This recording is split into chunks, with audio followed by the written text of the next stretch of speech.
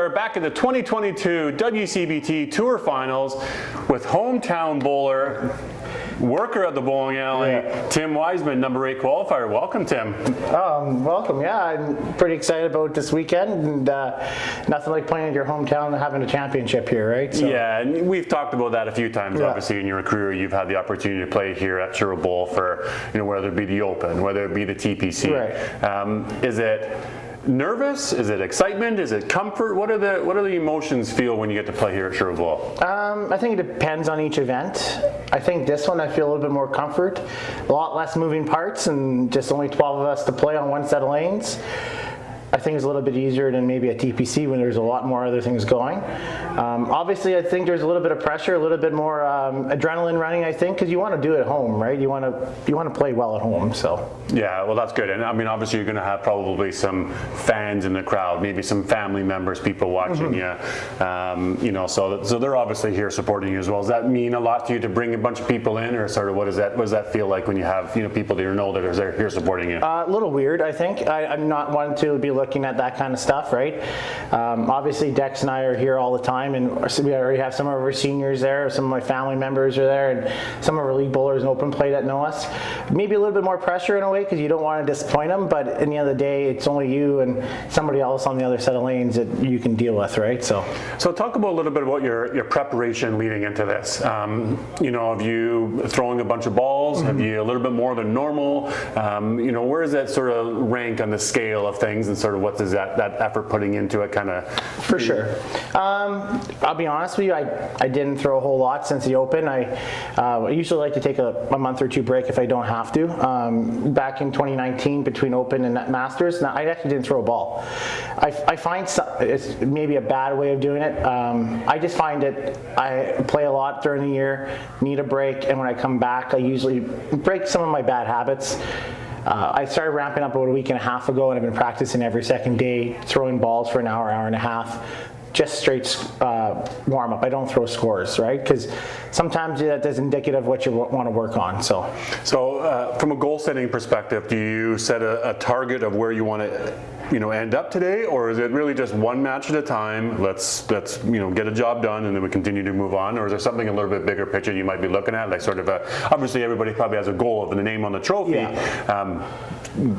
But again, obviously you're probably just looking at your first match here and sort of what the thoughts are there. Yeah, any of the top 12 are absolutely phenomenal players. I would be lying if I said if I wasn't going for first, right? We're all here to win the event, but that being said, I think the key part for me is just getting through the first match.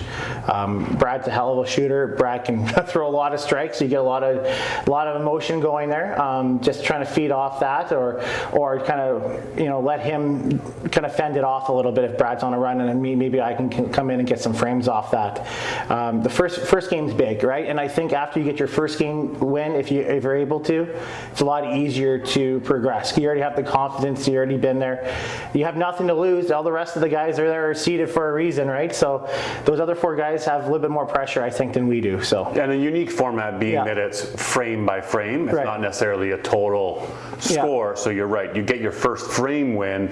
Okay, I've got my first frame. Now I can move on to the second frame. So it's a little bit different, right? So when you start having carryovers, that's when it gets a little bit more exciting, right? So just first game, first frame, you want to make sure you get your feet wet.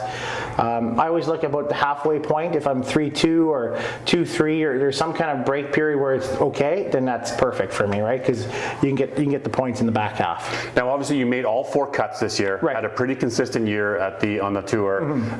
Do you draw from any of those specific experiences, maybe more from a TPC experience because it's here at Sherwood?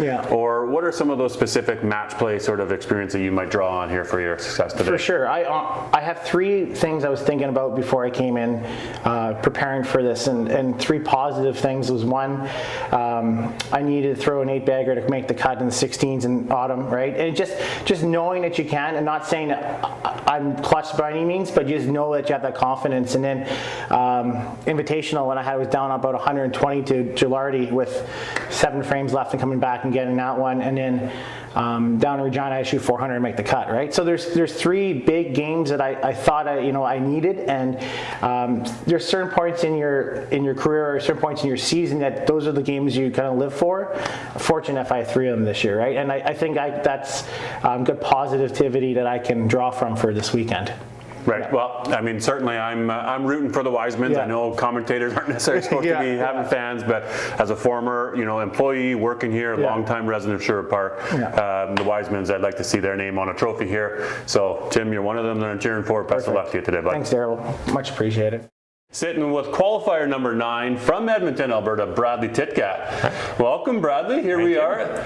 No stranger to the Tour Finals. No, another good year, or good enough year, I guess, to get here and compete again. I'm looking forward to it. Yeah, so talk to me about the beginning of the year. Obviously, a Tour membership, you put your money in. Is this sort of one of the goals of the year, the many goals, is that I have to just make it simply to Tour Finals? Yeah, that's a big one for me, especially going back to my first year when they started the Tour. I was able to put in probably a year that I'd like to have again, but I don't know if I ever will. So this one to me means a lot to try and defend something that hasn't been defended yet. That's right. Your name is on the title. First winner, 2015, 2016. We haven't had a second winner. You've got a handful of guys that got their names on the trophies. They're going to be here again this year trying to battle with you. But you're right. So that is something that you want to get your second name. Now this season, you had one really big tournament, and then you made a cut at the end of the year. But like you said, just enough to sort of get into it. What experiences throughout the year could you draw on that would help you prepare for today? This year specifically, I kind of fumbled my way through the year as a player, but honestly a lot of it, when I started to find my game again towards the end of the season, was the 5-Pin Universe Pro League. I ended up playing a little bit more Anka than I traditionally do, and I threw a lot of shots that I felt were big shots, and it kind of brought back the confidence of, hey, I can throw the shots when it mattered.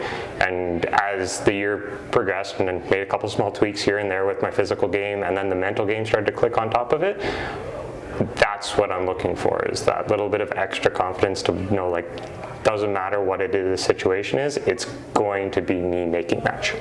Right. Now, so talk about, say, the last, couple weeks, month leading up to something like this. Have you come in to throw lots of balls here at Sherwood? What's the mental prep? What are some of the things that you've been working on? I wasn't able to do as much physical prep as I would have liked, and I went 2-3 times to Bonnie Doon from about beginning of July till this week.